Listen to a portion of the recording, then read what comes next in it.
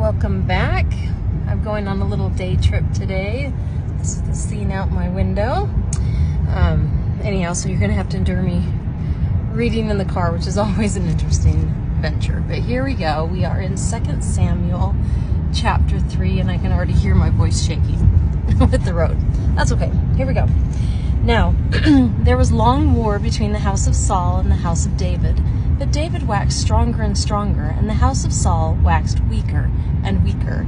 And unto David were sons born in Hebron, and his firstborn was Amnon of Ahinoam the Jezreelitess, and his second Chileab of Abigail, the wife of Nabal the Carmelite, and the third Absalom, the son of Maacah, the daughter of Talmai, king of Geshur, and the fourth Adonijah, the son of Haggith, and the fifth Shephatiah, the son of Abital, and the sixth Ithream by Eglah, David's wife.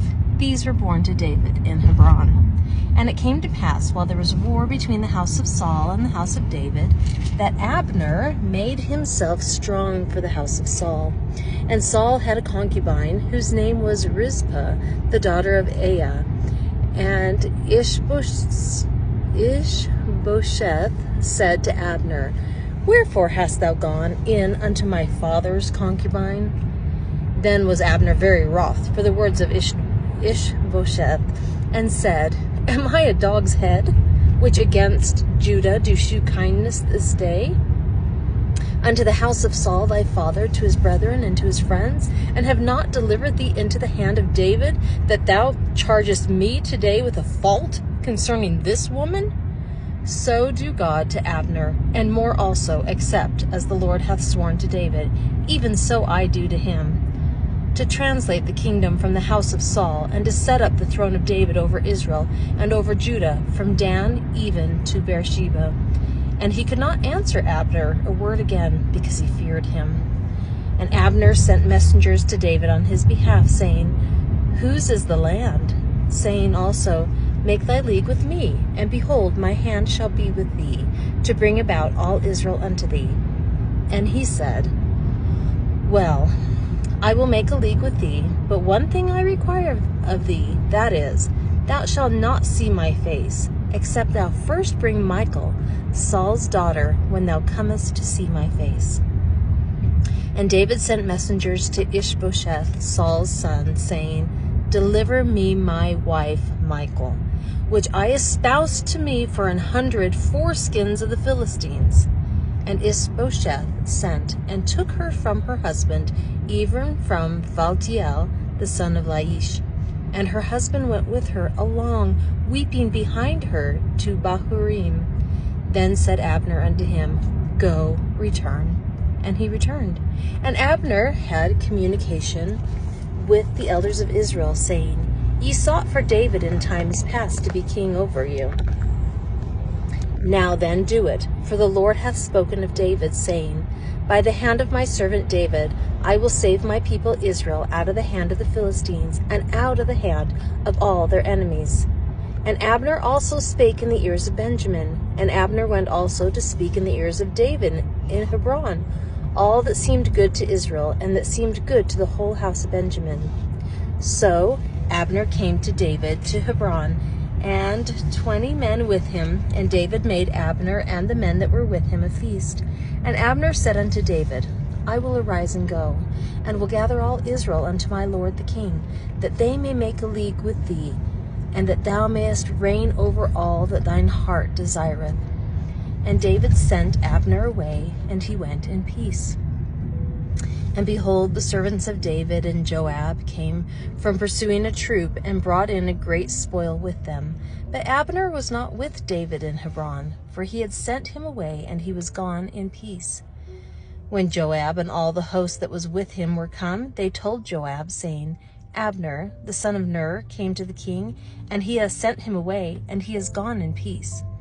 Then Joab came to the king and said, What hast thou done? Behold, Abner came unto thee.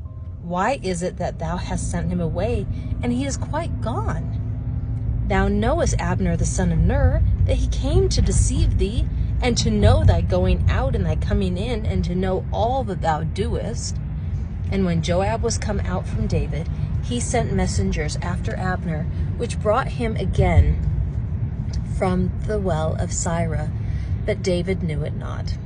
And when Abner was returned to Hebron, Joab took him aside in the gate to speak with him quietly, and smote him there under the 5th rib, that he died, for the blood of Asahel, his brother. And afterward, when David heard it, he said, I and my kingdom are guiltless before the Lord forever, from the blood of Abner, the son of Ner. Let it rest on the head of Joab, and on all his father's house, and let there not fall, is that fall or fail? From the house of Joab one that hath an issue, or that is a leper, or that leaneth on a staff, or that falleth on the sword, or that lacketh bread. So Joab and Abishai his brother slew Abner, because he had slain their brother Asahel at Gibeon in the battle. And David said to Joab, and to all the people that were with him, Rend your clothes, and gird you with sackcloth, and mourn before Abner. And King David himself followed the bier. And they buried Abner in Hebron, and the king lifted up his voice, and wept at the grave of Abner, and all the people wept. And the king lamented over Abner, and said, Died Abner as a fool dieth. Thy hands were not bound, nor thy feet put into fetters, as a man falleth before wicked men. So fellest thou. And all the people wept again over him. And when all the people came to cause David to eat meat while it was yet day, David sware, saying, So do God to me, and more also, if I taste bread, or aught else, till the sun be down. And all the people took notice of it, and it pleased them, as whatsoever the king did pleased all the people. For all the people and all Israel understood that day that it was not of the king to slay Abner the son of Ner. And the king said unto his servants, Know ye not that there is a prince and a great man fallen this day in Israel? And I am this day weak, though anointed king, and these men, the sons of Zeruiah, be too hard for me. The Lord shall reward the doer of evil according to his wickedness. 2 Samuel chapter 4. And when Saul's son heard that Abner was dead in Hebron, his hands were feeble, and all the Israelites were troubled. And Saul's son had 2 men that were captains of bands. The name of the one was Baanah, the name of the other Rechab, the sons of Rimmon of Beerothite, of the children of Benjamin, for Beeroth also was reckoned to Benjamin. And the Beerothites fled to Gideon, and were sojourners there until this day. And Jonathan, Saul's son, had a son that was lame of his feet. He was 5 years old when the tidings came of Saul and Jonathan out of Jezreel. And his nurse took him up and fled. And it came to pass, as she made haste to flee, that he fell and became lame. And his name was Mephibosheth.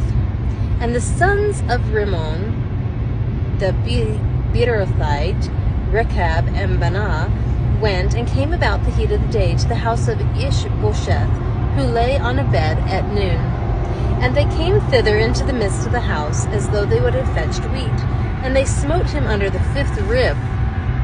And Rechab and Baanah his brother escaped. For when they came into the house, he lay on his bed in his bedchamber, and they smote him, and slew him, and beheaded him, and took his head, and gat them away through the plain all night. And they brought the head of Ishbosheth unto David to Hebron, and said to the king, Behold, the head of Ishbosheth, the son of Saul, thine enemy, which sought thy life. And the Lord hath avenged my lord the king this day of Saul, and of his seed. And David answered, Rechab and Baanah his brother, the sons of Rimmon the Beerothite, and said unto them, As the Lord liveth, who hath redeemed my soul out of all adversity? When one told me, saying, Behold, Saul is dead, thinking to have brought good tidings, I took hold of him and slew him in Ziklag. Who thought that I would have given him a reward for his tidings? How much more when wicked men have slain a righteous person in his own house, upon his bed? Shall I not therefore now require his blood of your hand, and take you away from the earth? And David, there's a siren going on. And David commanded his young men, and they slew them, and cut off their hands and their feet,